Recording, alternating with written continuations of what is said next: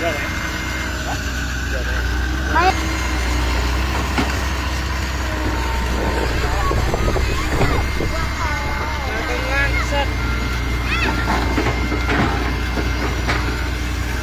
à Brazil ấy, tao ra rồi đấy. Tao ra rồi đấy.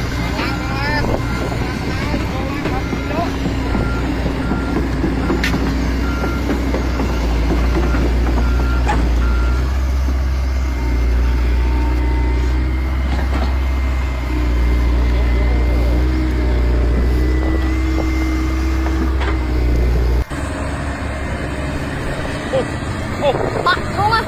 Đó, cái đây chết nhỉ? Làm cá đây. Bắt không á, bắt ơi. Tao ấy.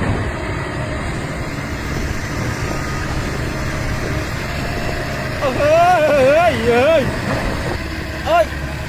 Cái làm nó một chung tiếp đây.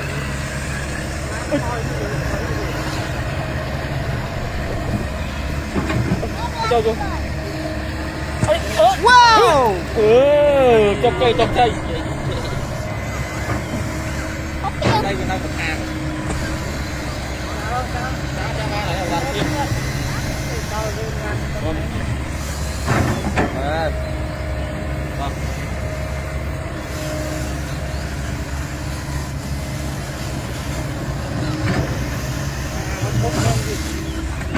Làm cùng em. Bắt cho Huy.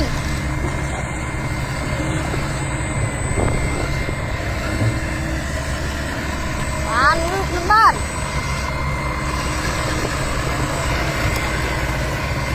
Còn đâu nữa.